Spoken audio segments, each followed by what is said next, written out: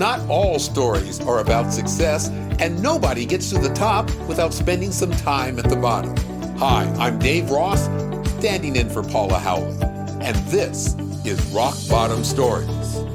Our guest today knows what it's like to have their life change in an instant. He also knows how to turn a tragedy into a triumph. Please welcome Rafiq Ahmed and Dave Ross to Rock Bottom Stories. It's something new, and it's all about you.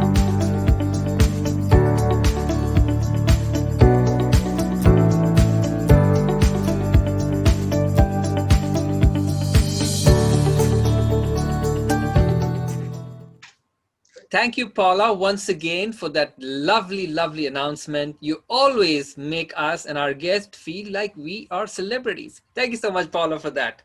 And thank you to all of you who are tuning in once again to Rock Bottom Stories. And let me acknowledge the fact that we appreciate highly your support on our Facebook page and our YouTube channel.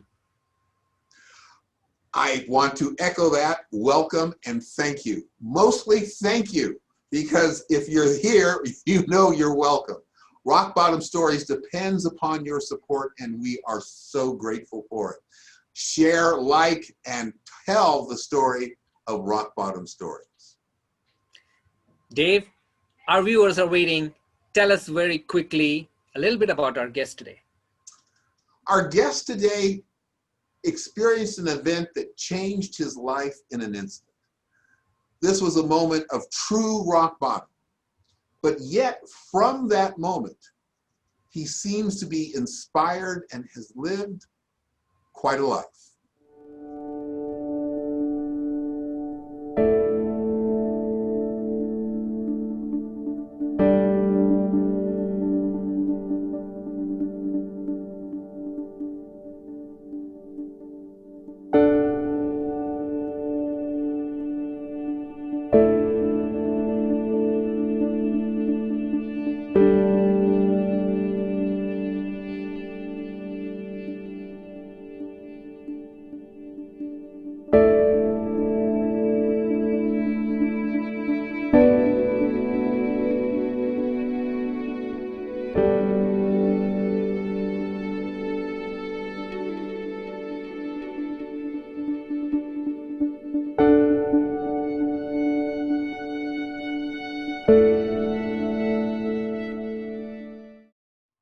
Here's our guest, WIllis Washington.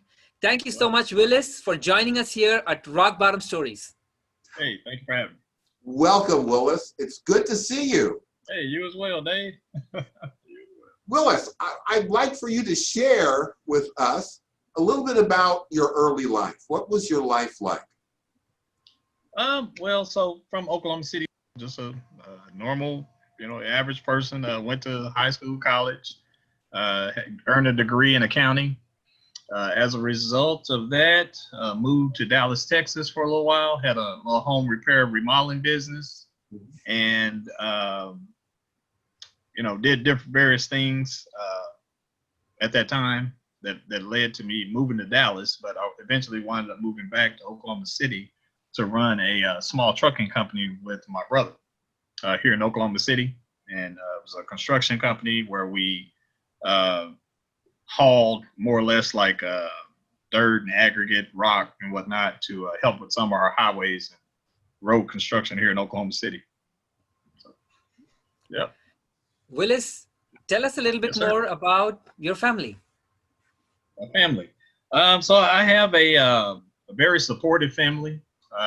It's my, I consider it not to be a racial thing, but the black version of the Beavers. I don't know if you've ever seen it. we're pretty close knit. We have our little small, disagreements or whatnot. At the end of the day, it's a very loving and supportive family, which definitely, came in hand, for me at a later date, So yeah, glad to have them, and very, very fortunate to have the family that I had. Well, could you tell us a little bit about when you reached your rock bottom? You had this great family, good life. couple businesses. Sounds pretty great. What happened?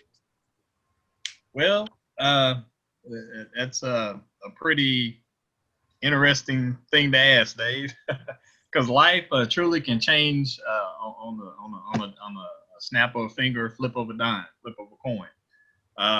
So living, normal life. I was a motorcycle rider and enjoyed as one of my hobbies, riding motorcycles with friends and whatnot. And one particular day, we were out and about, hanging out, just doing what we normally do, riding our bikes. And one of my friends, who I was riding with two gentlemen at the time, I was originally in the front, and one of them went around me and got off on an exit that I wasn't particularly planning to get off on. And as a result of that, it was what I consider to be a very bad exit, poorly designed, if you will. And as a result of that unplanned exit, it led to me having a motorcycle accident that was pretty significant. Like I said, I'm going along, just having a normal outing with my friends, hanging out, enjoying riding our motorcycles. And as a result of one split-second decision, it changed my life for the rest of my life. As a result of my accident, it left me paralyzed from the waist down. So I broke, multiple bones in my body and whatnot. But I didn't realize it at the time. The more significant thing was that I was bleeding internally. I had a tear in my aorta and had to have an inline stent put in. And that particular surgery had an 85% fail rate. So I only had like a 15% chance at even living, after that. And that was, like I said, just one of, many things that surgeries that I had. I had to have about 5 different surgeries. I was so broken up. But as a result of that, with the grace of God, I'm still here. And that became my new normal, being paralyzed and having to, that was definitely my rock bottom point, because I never saw my life going in that direction, and had to figure out at the time that I came out of my coma, what I was going to do with my life, moving forward, because like I said, I never envisioned being paralyzed or having a motorcycle accident. And, here I am. Willis, definitely it is a tragic moment, and it's something you can never be prepared for. Mm-hmm. Tell us, how long did this last? And how did you actually find the courage to come back again? And as you said, this became your new normal. What was that you held on to give you courage to come back and say, hey, this is my life. I got to live with it. This is how normal it's going to get for me. Well, it's a process. Of course, being all new to it at the time, I didn't know how to deal with it. In my mind, it was kind of like you didn't see yourself being paralyzed. And so, of course, life, turning around that drastically, you have a lot of questions. You don't know why this happened, why you're even still here.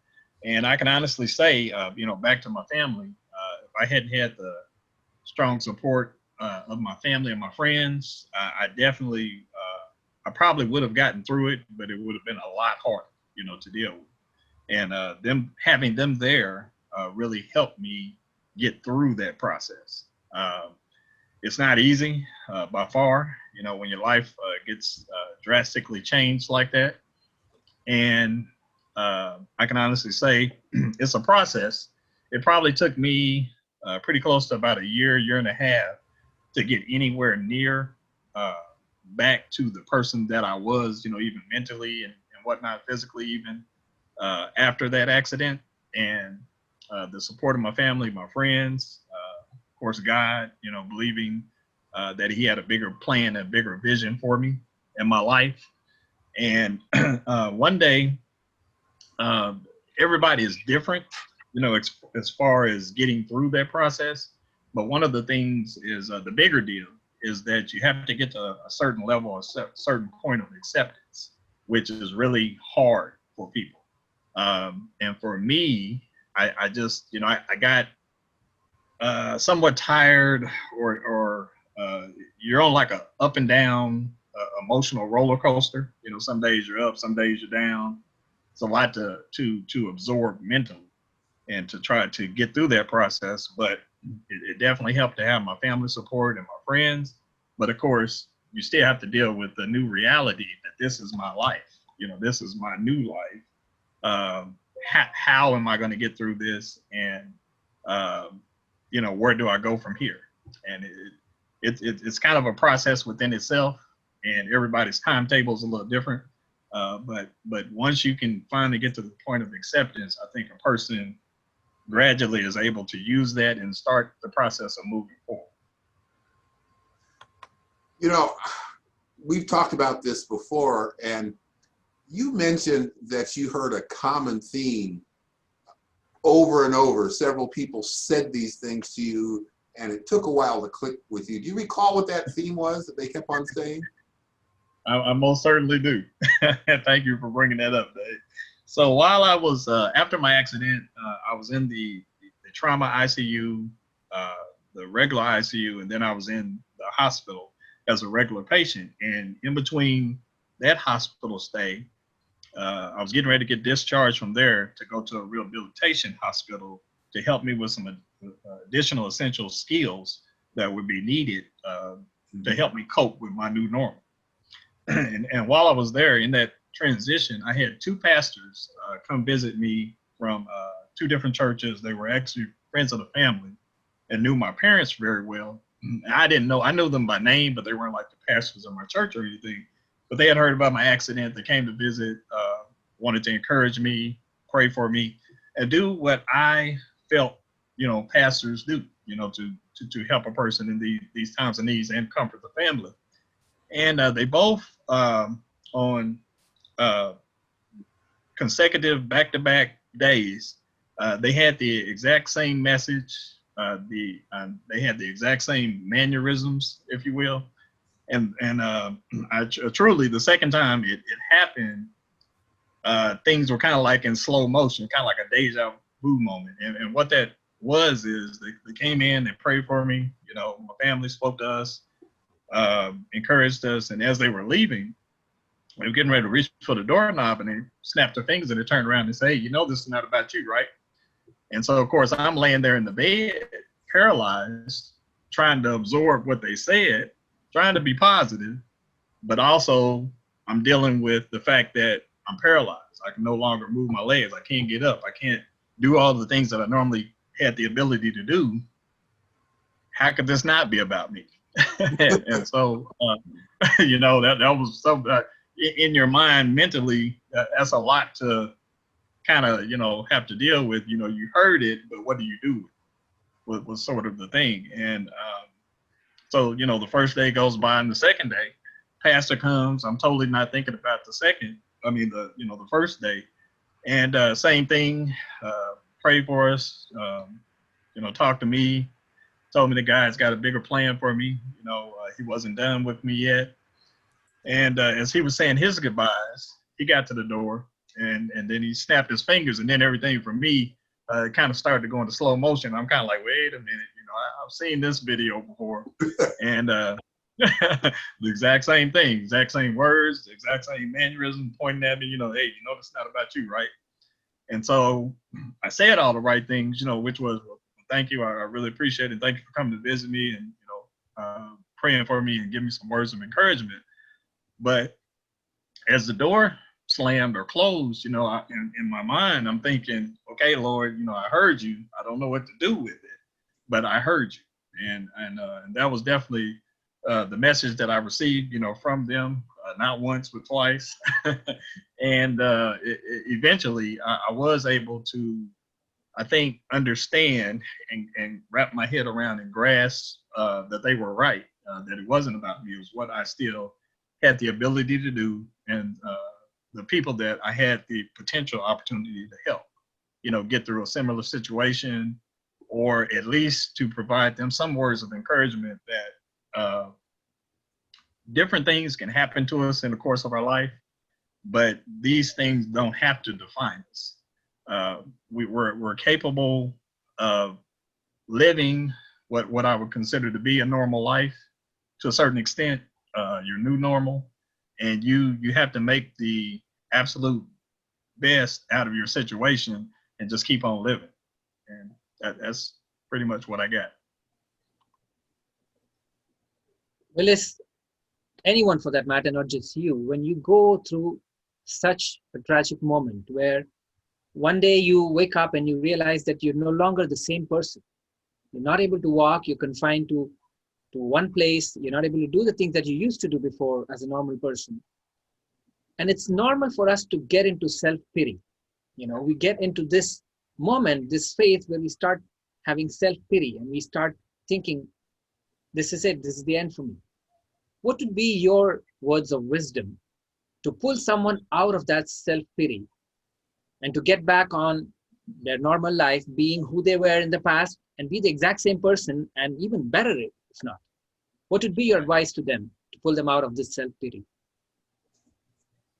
Well, I think there's two ways to look at it. You can either it's a personal choice. You can either take what has happened to you and accept it and decide that you're going to make the best of it, or you can allow it to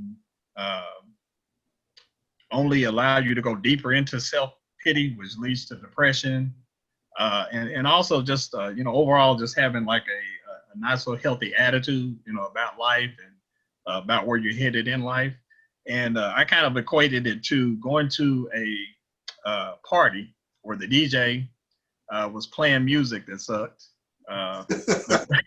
There were no pretty women in there. And I was, yeah, right. So I was ready to move to a different party, check something else out.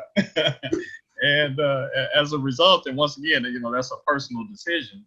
And I tell people all the time that they have a 50-50 chance of coming out of this, because you're either going to accept what's happened to you and decide that you're going to, take these lemons, squeeze them, and make lemonade out of them, something that you enjoy, or that's going to increase your level of self-pity, depression, being down and whatnot. And I think at the end of the day, my bigger deal was, if you take a step back, when people come into a room, or you come into a room, do you want them to be like, hey, Willis, man, so good, excited, to see you? Or do you want to be, this guy, he's always complaining, and, who wants to be around that? You know what I mean? So I had a choice to make.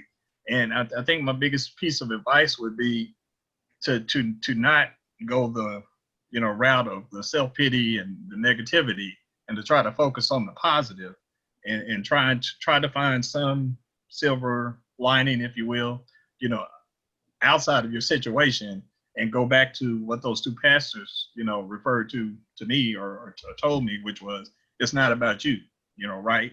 And I think if you can get outside of yourself, outside of your situation, that you can use your situation to help not only yourself, but other people. Wow. Now, you mentioned, of course, you went about a year or so of rehabilitation, both physically and mentally, getting acclimated. Are there any moments that stand out for you in that process? Yes, quite a few actually. So for me, and everybody's a little different, I started to realize that I could not tackle this all at once. So I kind of tackled things in small increments, and I celebrated those accomplishments along the way. At the very beginning, I lost a lot of my strength very quick. I mean, I literally couldn't roll over in the bed. I couldn't get out of the bed, by myself, let alone, use the restroom and all those different things. Getting dressed was a challenge. So that sounds so simple, to the average person. I get dressed in 5-10 minutes. Well, it may take me 20-30 minutes, whereas it, used to take 5-10 minutes. um, and it's physically challenging, you know, a little different uh, to try to do that. So I would definitely say, you know, along the way, little things like getting dressed and starting to slowly but surely regain some of my independence. Um, Driving, you know, was another moment and whatnot because I had to make a decision. You know, uh, did I want to drive? Could I drive? How safe was I gonna feel driving? You know, and it's a big responsibility because you have to learn a new skill and do something that you're not used to doing, or do something that you used to do in a different way. And and along that way, just really quick, one other moment for me, which is a lot different than some people who are paralyzed. I was actually able to walk again, and so not under my own power and ability, but along my path, my journey, becoming a disability advocate, peer mentor. I got involved with a program called Rewalk, which was an exoskeleton suit, which was what I consider to be these bionic legs. So where I can't use my own legs and, you know, on command, stand up and walk and things of that nature, they assisted me with being able to take steps to stand up. So that also aided and changed my perspective, that there was still some semblance of hope to be able to walk again, or to have the ability to do some of the things that I used to do. And I think those would be some of my more meaningful, you know, highlights along the way. Yeah. Willis, when you go through something like this, of course, you become more careful in life. You want to really, or rather, you want to live your life to the fullest. Yes. Is there something that changed over the course of this process, which made you a different person? And if yes, what is it that you do differently now? Great question. Really glad you asked that. I think for me, it actually shined a light or revealed something that was really already there. It kind of put a spotlight or a magnifying glass on it, which was internally, I was still the same person, but it brought out of me my what I want to call my passion, which is to help other people. It gave me a bigger platform and a reason, you know, to help other people, which was something that comes natural to me. And in my mind, I think of the world in two terms. You know, there's givers and there's takers. And for me, I still have the ability to give. And if I can help someone else navigate, you know, this experience or a similar experience or just a tough time in life, period, you know, that this gave me not only a reason, but an opportunity to do that. 1 second. You know, we're going to pause here for just a quick second because I've got to make sure I've got it. All right. Willis. So you talk about helping others and doing those sorts of things. What are some of the things that you do to give to the other people? Yeah. Well, so that process, it was kind of interesting, and it just explains more about my story, my journey, and my path navigating through this after my accident, which was I was introduced or started at a spinal cord clinic. I was invited to come, went and hung out there. In my mind, it wound up being sort of like a small gym, if you will, private gym for other individuals with spinal cord injuries. So one thing it showed me or shined a light on was that I wasn't going through this by myself. It felt like it, and I thought I was, but I look around the room and there's 10 to 20 other people who have different struggles, similar struggles, but quickly on, I also realized how fortunate I was because I still had a lot more ability than a lot of those individuals.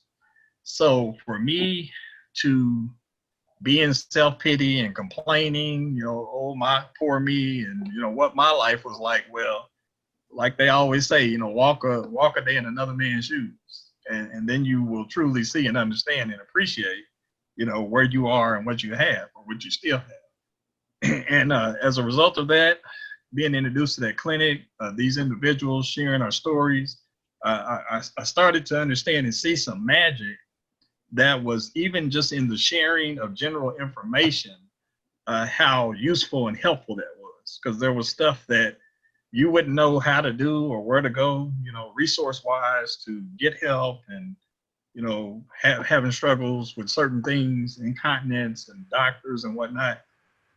Just from sharing information or sharing your struggle with other individuals, someone would make a suggestion, or they would offer, a solution, or, hey, that happened to me, or you may consider doing this or trying this.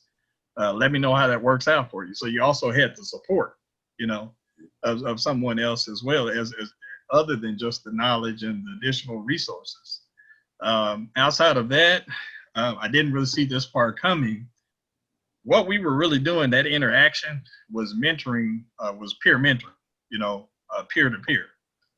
We didn't call it that. We were just going to the gym to work out and hang out. But at some point, I started to realize that's what we were really doing, was interacting, and supporting each other from a peer level. So that led to us revamping a peer mentoring program, which also led to some disability cuts that the state in Oklahoma was going to do, that was going to affect our healthcare.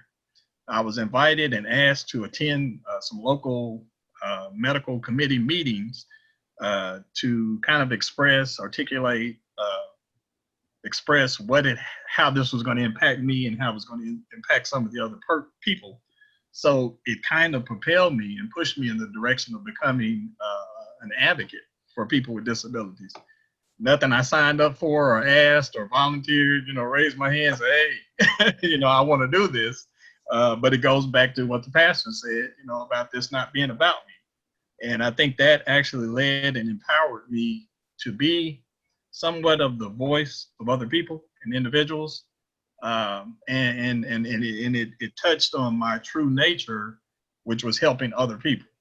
And as a result of that, to be quite honest with you, I probably have had more opportunities in life, career-wise, and all these different things, more so after becoming disabled than I ever did being what we call able-bodied.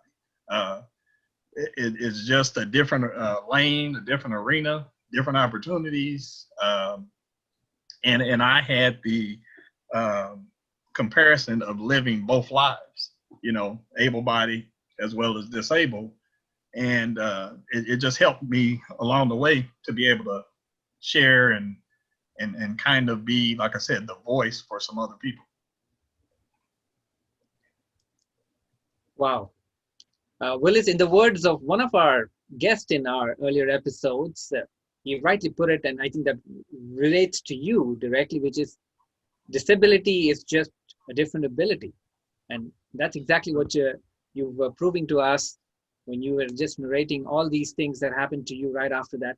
Let me now take you out of all of this. And I want to ask you, Willis, right now, as now you are a changed person, the things have changed for better, if I would say, from where you were and where you are right now.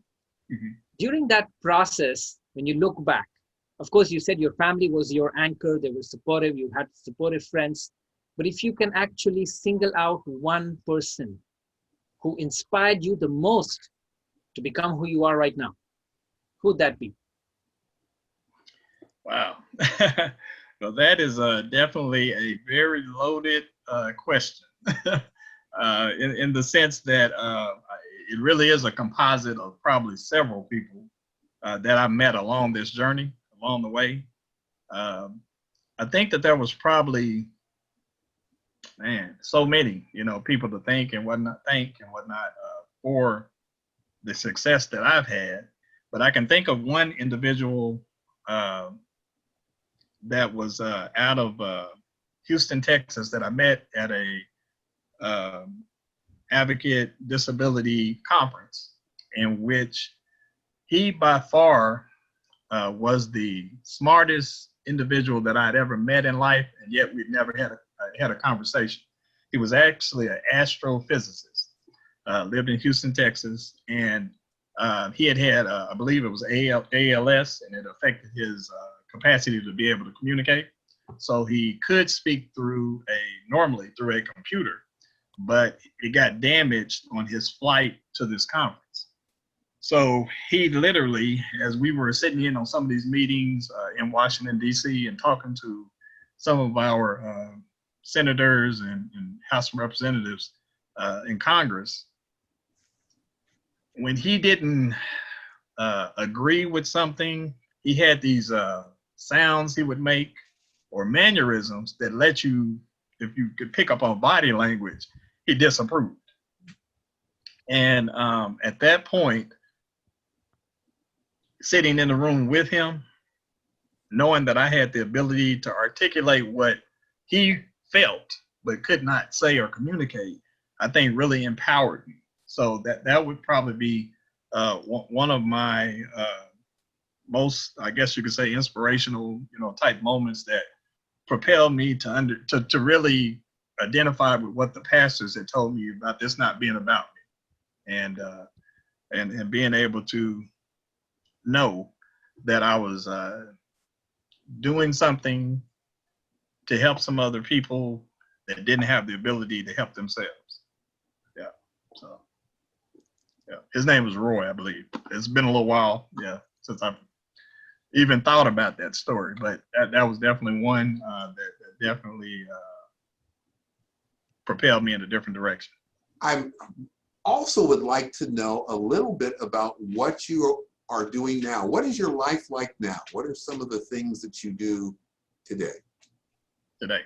Well, I'll honestly say that my life is in a little bit of a transition. I kind of feel that I'm being pulled somewhat in a direction to do more for people, not necessarily just people with disabilities. I definitely have a genuine interest and affinity for wanting to help those individuals, but just people in general that are hurting and going through all this COVID-19 stuff that we're going through, and social distancing and whatnot, and of course, going back to my true nature, how can I help? I have started a nonprofit organization called LIFT, L-I-F-T. It stands for the Legacy Impact Foundation Team. I primarily started that nonprofit organization because I wanted to provide some solutions for affordable, accessible housing. So I kind of have that project on hold right now. I'm still working towards, that goal and providing some of those solutions. But I'm kind of in a period of transition, spiritually, of wanting to identify and make sure that I'm using the gifts that I have and pursuing the destiny that I believe had been planned out for me. And along those lines, I started grad school at OU right before the pandemic. I got accepted into a graduate program to become a regional city planner, which falls in line with the housing. And I'm a little on the fence about completing that. There's some pros and cons to everything. End result, this program will propel me, put me in position and place, recognition wise, with all the accolades of, here's WIllis Washington, regional city planner and this, that, and the other. But once again, going back to the pastors and not being about me, is this particular program going to propel me and put me in a position to help more people? Yes and no, and I think right now my transition is to figure that out. But I'm definitely, just today actually, accepted a nomination to sit on a board for a foundation for disabled, the Oklahoma Foundation for Disabled Individuals. And I've accepted that role because I think that will keep me in the general line and focus of helping more people that I normally would not have had the opportunity or ability to help. So that's what I got going right now, Dave.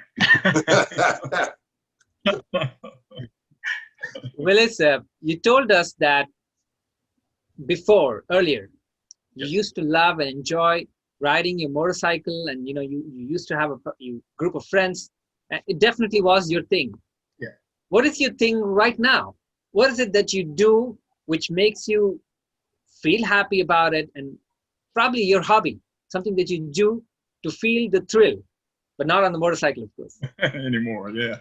Well, I definitely probably need to slow down a little bit because occasionally I drive a little too fast.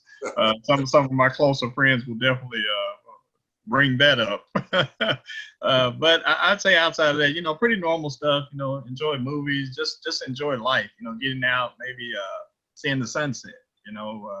Taking time to enjoy some of the things that far too many of us take for granted. Hanging out with my friends, just still having the ability to interact, with my family and celebrate birthday parties and all those normal things. But, outside of, me and my general stuff, I think it's just being around people, connected with people, and where I can, offering, whatever wisdom I have, sharing my life experiences with them, and just hoping that in some way or another I help them out. And that's truly, what I enjoy doing. It doesn't sound like a lot, but that's kind of me staying in my lane, doing what I do. Well, I want to get you just a little bit more narrow lane right now. Okay. Okay, so here's what I want you to do. I don't know who it is. I don't know where they are, what country they're in, but there's somebody who needs you to just give them a few words of encouragement. And you can repeat yourself or say something new, but what is that message that you would give to that person who really needs to hear how they can crawl out of their rock bottom? Well, at the end of the day, I'm going to share a quick story with you, but I think it's to remember to be yourself, no matter what you're going through, how your situation has changed, the challenges that you face. Don't forget who you are, and I encourage you to embrace reclaiming that person.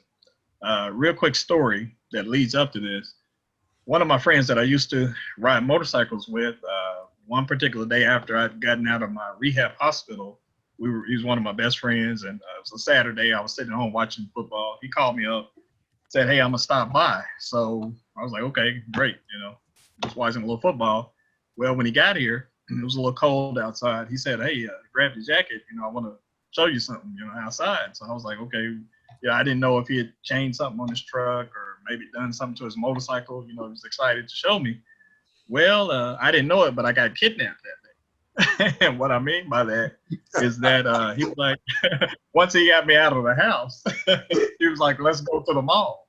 And I was like, "Go to the mall?" Nah, I'm not really thinking about going to the mall today. He said, "Nah, you're going." I was like, well, and then I had all these excuses, as far as like why I wasn't ready, why I physically couldn't go, and he just erased all of them, And so my last effort was that, "Man, I'm just not strong enough to pull myself up in the truck." He said, "Oh, don't worry about it. I'll pick you up."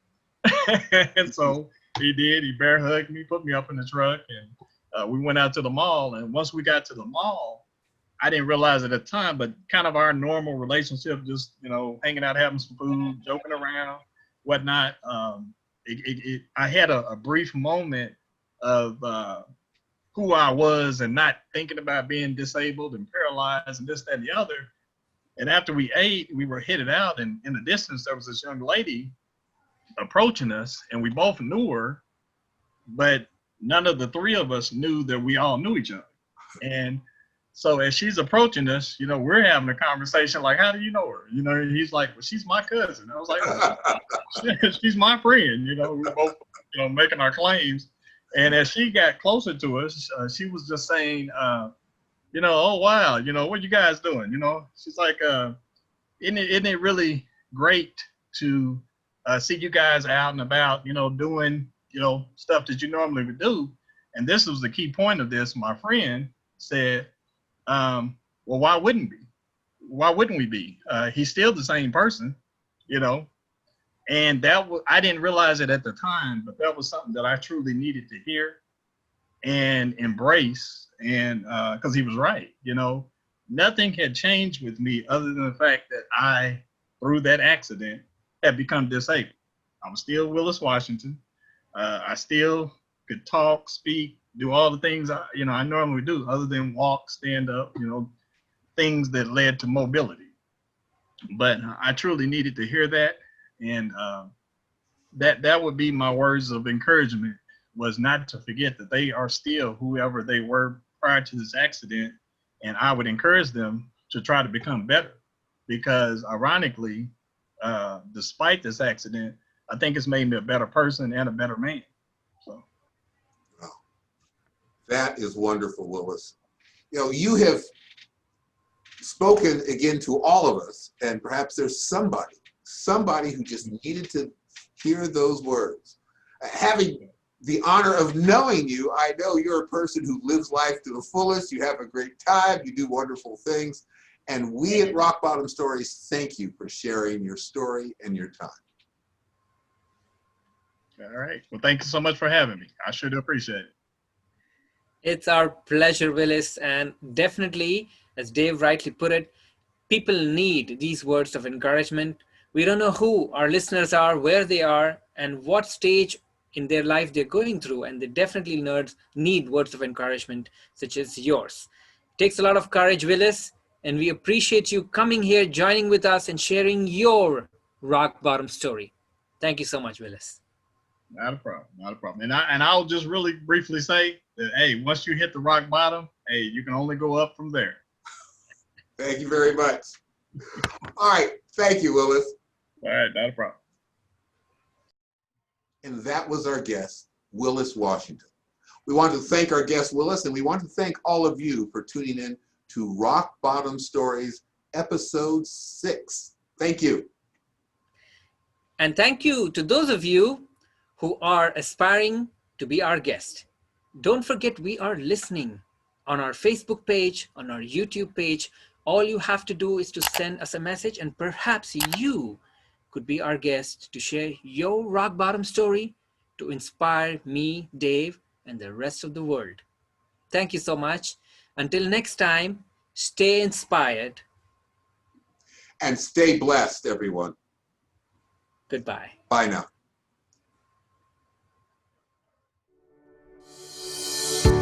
Thanks for listening to Rock Bottom Stories.